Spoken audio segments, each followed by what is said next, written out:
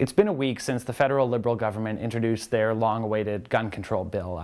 The bill is intended to fulfill a number of campaign promises left over from the 2015 election campaign, and we're starting to get a better sense of what it means for gun retailers, gun groups, and shooters in Saskatchewan. Minister Ralph Goodale, who's responsible for public safety and the sponsor of this bill, has defended it. He says it strikes a reasonable middle ground between the three aims, which are improving public safety and support for police, while at the same time keeping things fair and reasonable for gun owners.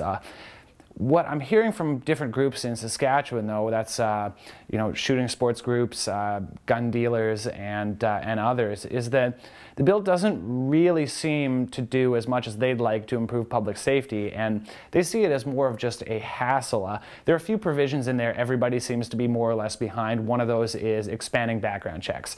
Right now, they only look at the last 5 years, and this will mean they look at your entire life for potential warning signs. People seem to agree on that. One thing that has caused some consternation is new requirements for how gun sales go through. It means now calling the RCMP out in New Brunswick and getting a license check.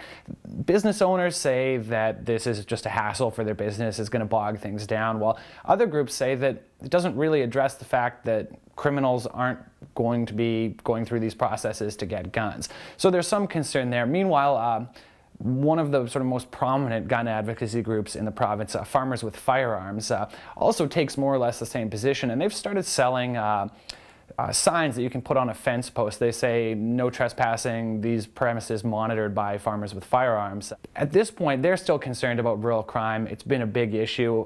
Goodale said nobody should take the law into their own hands, reiterating earlier circumstances, but it's clear at this point that the discussion about guns in Saskatchewan and what that middle ground is far from over.